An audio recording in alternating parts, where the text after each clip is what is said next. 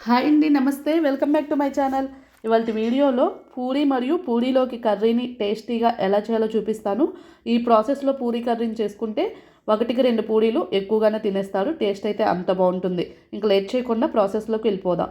ముందుగా ఇలా ఒక మిక్సింగ్ బౌల్ తీసుకొని దీనిలోకి 3 కప్పుల గోధుమ పిండిని తీసుకోవాలి. మీరు దీని ప్లేస్లో మైదా పిండినైనా తీసుకోవచ్చు, అది మీ ఆప్షనల్ అండి. అలాగే రుచికి సరిపడా ఉప్పును వేసుకోవాలి. అలాగే 1/2 టీ స్పూను పంచదారను కూడా వేసుకోవాలి. అలాగే 2 టీ స్పూన్స్ ఆయిల్ను కూడా వేసుకొని బాగా కలుపుకోవాలి. ఇలా పంచదార వేసుకోవడం వలన మనకి పూరి టేస్ట్ అనేది చాలా బాగుంటుంది. అలాగే మనకి పొంగుతూ కూడా వస్తాయి. ఇప్పుడు ఇలా పిండిని బాగా కలుపుకున్న తర్వాత ఇందులోకి నీళ్ళను ఒక్కసారిగా వేయకుండా ఇలా కొంచెం కొంచెంగా వేసుకుంటూ పిండిని బాగా సాఫ్ట్ డౌలా వచ్చేంత వరకు కలుపుకోవాలి.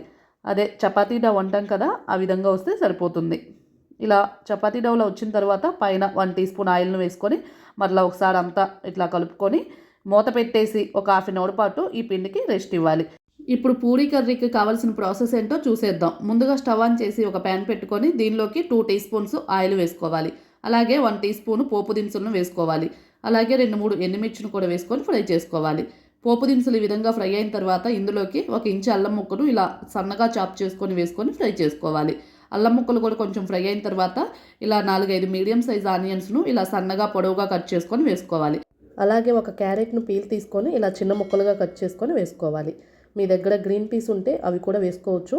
ఇక్కడ క్యారెట్ ఆప్షనల్ అండి, మీకు ఇష్టం ఉంటే వేసుకోవచ్చు, లేదంటే స్కిప్ చేయవచ్చు. అలాగే కొంచెం కరివేపాకును, అలాగే కారానికి తగినట్లుగా 2-3 పచ్చిమిర్చిని ఇలా చీలికలుగా కట్ చేసుకొని వేసుకోవాలి. ఇక్కడ ఆనియన్స్ త్వరగా ఫ్రై అవటం కోసం కొంచెం సాల్ట్ వేసుకొని ఫ్రై చేసుకోవాలి. ఇలా ఆనియన్స్ కొంచెం ఫ్రై అయిన తర్వాత ఒక బంగాళదుంపను ఉడికించుకొని ఇలా చేతితో వెదుపుకొని వేసుకోవాలి. అలాగే 1/4 టీ స్పూన్ పసుపును కూడా వేసుకొని మొత్తం అంతా బాగా కలుపుకోవాలి. ఇక్కడ బంగాళదుంప అనేది ఆప్షనల్ అండి, మీకు ఇష్టం ఉంటే వేసుకోవచ్చు, లేదంటే స్కిప్ చేసుకోవచ్చు. ఇలా బంగాళదుంప వేసుకోవడం వలన మనకి ఎక్కువ టేస్ట్ అనేది యాడ్ అవుతుంది. ఇప్పుడు ఇందులోకి 2 కప్పులు నీళ్లు పోసుకోవాలి. అంటే 600 ml నీళ్ళు అయితే కరెక్ట్గా సరిపోతాయి. మరలా ఒకసారి ఇదే స్టేజ్లో సాల్ట్ సరిపోయిందో లేదో చెక్ చేసుకొని మూత పెట్టుకొని ఫ్లేమ్ను లోలోనే ఉంచుకొని ఉడికించుకోవాలి. ఈలోగా ఒక బౌల్లోకి 3 టీ స్పూన్స్ శనగపిండిని వేసుకొని ఇలా నీళ్ళను వేసుకొని బాగా కలుపుకోవాలి. ఇందులో ఉండలేమీ లేకుండా కన్సిస్టెన్సీ ఈ విధంగా ఉండేలాగా కలుపుకోవాలి. ఇలా 15-20 మినిట్స్ తర్వాత మూత తీసుకొని చూస్తే ఇక్కడ ఆనియన్స్ అనేవి కొంచెం బాగా సాఫ్ట్గా అయిపోయాయి. ఆనియన్స్ అలా అని మరీ మెత్తగా ఉడకకూడదు. ఇలా కొంచెం పలుగ్గా ఉన్నప్పుడే మనం కలుపుకున్న శనగపిండి బ్యాటర్ని ఇందులోకి వేసుకొని ఫ్లేమ్ని లోలోనే ఉంచుకొని కలుపుకోవాలి. అలాగే 1 టీ స్పూన్ నిమ్మరసాన్ని వేసుకొని బాగా కలుపుకోవాలి. ఇలా నిమ్మరసం వేసుకోవడం వల్ల కర్రీ టేస్ట్ అనేది చాలా బాగుంటుంది. అలాగని నిమ్మరసాన్ని మరీ ఎక్కువగా యాడ్ చేయకూడదు. అలా ఎక్కువ వేసుకున్నామంటే ఫ్లేవర్స్ని డామినేట్ చేస్తుంది. ఇలా కొంచెమే వేసుకోవాలి. అలాగే కొంచెం కొత్తిమీరని ఇలా సన్నగా చాప్ చేసుకొని వేసుకోవాలి. కర్రీ కన్సిస్టెన్సీ అనేది మనకి ఈ విధంగా ఉంటే సరిపోతుంది.